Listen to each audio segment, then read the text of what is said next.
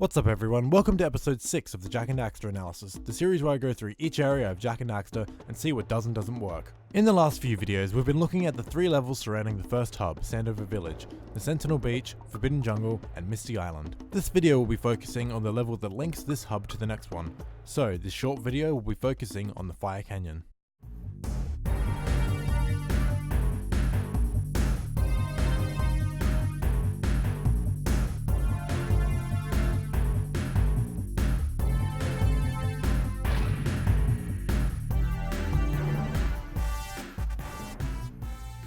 There are only 2 power cells for this level, one for reaching the end and one for freeing 7 scout flies, so let's just look at it as a whole. So after collecting 20 power cells, we make our way up the cliff behind the farmer's house to find Kira and the zoomer. She explains that now we have 20 power cells, we can power the zoomer's heat shield, which will allow us to cross the lava. She also informs us that we need to keep the temperature of the zoomer from reaching over 500 degrees. So, each of the 3 linking levels in the game have some sort of urgency to them, which is imposed upon the player in ways other than just a time limit. This level's sense of urgency comes from the heat of the zoomer slowly rising with each passing second. It's up to the player to ride fast, but also keep an eye on the gauge and not let it reach max temperature. There are also these sections of open lava, which will cause the temperature to rise a lot faster while riding over them. The way we combat the temperature rising to critical levels is to run into these cooling balloons that Kira has released throughout the level. Running into these will drop the temperature a small portion. So the ideal way to get through this level is to hit as many balloons as you can while also making sure you're moving fast throughout. You can hit every balloon, but if you're going at a snail's pace, you aren't going to make it.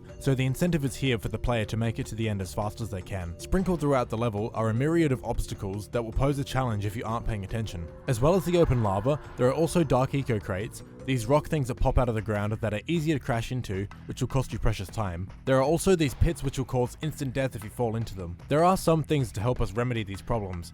As well as the balloons to drop our temperature, there are also these jumps that we utilize to keep us higher above the open lava. The Babak lurkers that wander around here are also very helpful. If we run into one, they'll launch us high into the air, which will also save us from some of the open lava sections. There are also a few blue eco vents that will speed us up even further. What's really cool about these is they'll only be open if you unblocked the eco vents back in the Forbidden Jungle. There's a few of these throughout the level. What I like about them is they're usually put in spots where you have to make a choice of whether or not you're going to use it. For example, the first vent is here.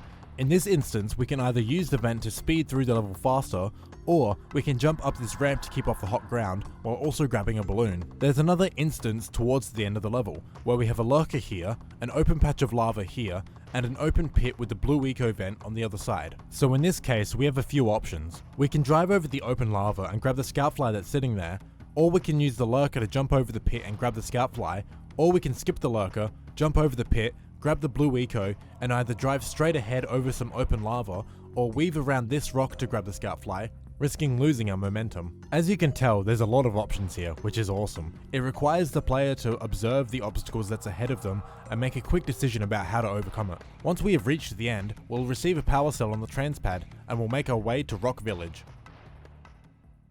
I really like this level, and the other 2 like it. It's short and sweet, and it's a real test for the player at this point in the game. So let's look at some cool stuff. I love the music. It really conveys the sense of urgency the level imposes onto the player. It also has this really nice melody that plays at certain points, which sounds so angelic.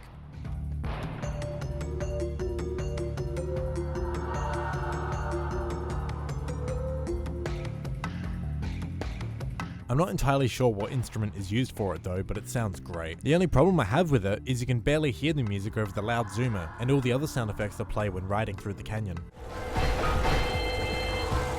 Use the up turn to steer harder.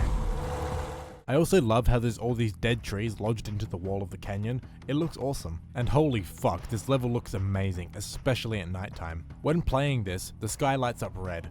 But when playing at night, the sky turns into a real dark red, and you can see all the stars poking through, and it's just incredible. Another touch I really like is the orange mist that comes off the open patches of lava and out of the open pits. It lets the player know that these are really hot patches and should be avoided. It's great.